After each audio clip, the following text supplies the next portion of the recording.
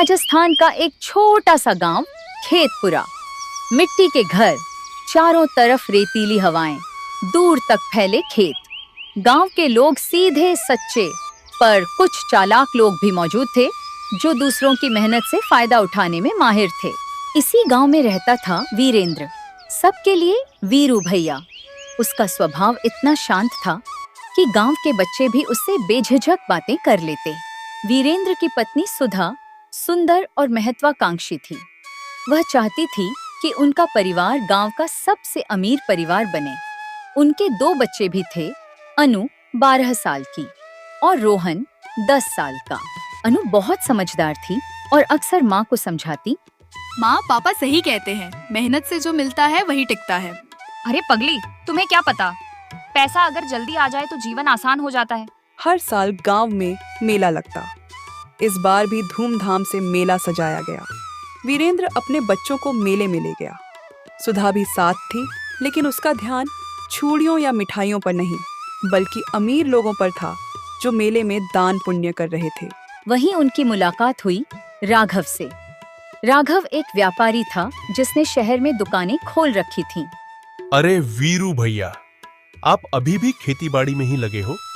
जरा सोचो, अगर आपके खेत में खरीद लूं और आपको 2 गुना दाम दूं, तो आप आराम की जिंदगी जी सकते हो। भाई, जमीन बेच दूंगा तो मेरे बच्चों को क्या खिलाऊंगा? ये मिट्टी ही मेरी दौलत है।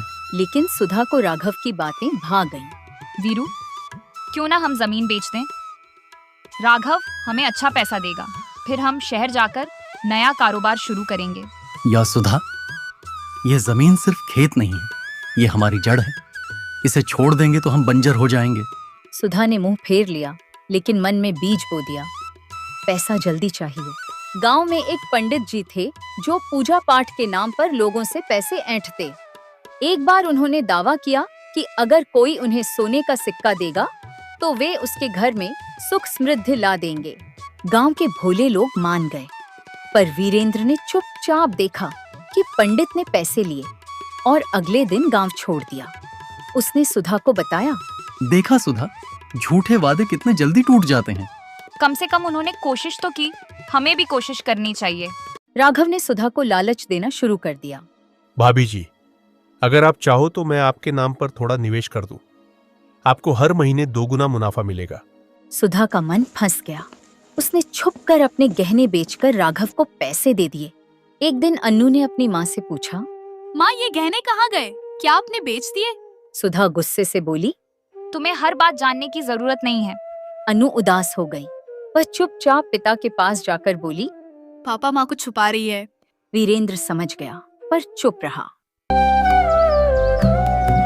गांव में वीरेंद्र का एक पुराना दोस्त था, गोपाल। वह भी किसान था, लेकिन हालात बिगड़ने पर उसने खेत छोड़कर शहर में मजदूरी शुरू कर दी थी। कुछ साल बाद लौटकर आया तो बिल्कुल टूटा हुआ।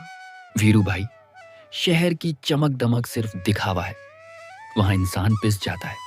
तुम्हारे खेत की मिट्टी लाख गुना बेहतर है। ये सुनकर वीरेंद्र ने ठान लिया कि चाहे जो हो, वो अपनी जड़ों को नहीं छोड़ेगा। कुछ महीने बाद सुधा को पता चला कि राघव गायब हो गया। वह जितनों से पैसा लेकर गया था, सबको धोखा देकर भाग गया। सुधा के होश उड़ गए। उसने रोते रोते वीरेंद्र को सब बता दिया। मैंने लालच किया, मुझे माफ कर दो, मैं बर्बाद हो गई। सुधा, बर्बाद तुम नहीं हुई, तुम्हारा भरोसा टूटा है, लेकिन जीवन वहीं खत्म नहीं होता। हम फिर से मेहनत करेंगे। उस दिन से सुधा बदल गई। उसने खेत में वीरेंद्र का साथ देना शुरू कर दिया। अनु और रोहन भी पढ़ाई के साथ खेती सीखने लगे। धीरे धीरे उनका घर फिर से खुशहाल होने लगा। कुछ साल बाद राघव गांव वापस आया। अब वह गरीब हो चुका था और गांव वालों से माफी मांग रहा था। गांव की पंचायत बुलाई गई। मैंने लालच में सबको धोखा दिया, मुझे माफ कर दो। गांव वाले चुप थे।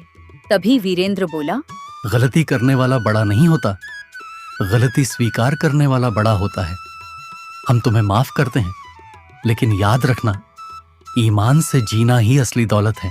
सुधा ने उस दिन गांव के बच्चों को बुलाकर कहा, बच्चों, याद रखना, लालच इंसान को अंधा बना देता है। जो धन मेहनत से मिलता है वही टिकता है। मैंने ये बात अपने जीवन से सीखी है। गांव में आज भी लोग वीरू भैया का नाम सम्मान से लेते हैं। सुधा अब दूसरों को समझाती है कि कभी गलत रास्ता मत चुनो। और जब भी गांव में कोई नया किस्सा शुरू होता है, लोग कहते हैं, कर्म का दर्पण कभी झूठ नहीं बोलता। अगर वीडियो अच्छी लगी हो तो वीडियो को लाइक और चैनल को सब्सक्राइब जरूर करें। धन्यवाद।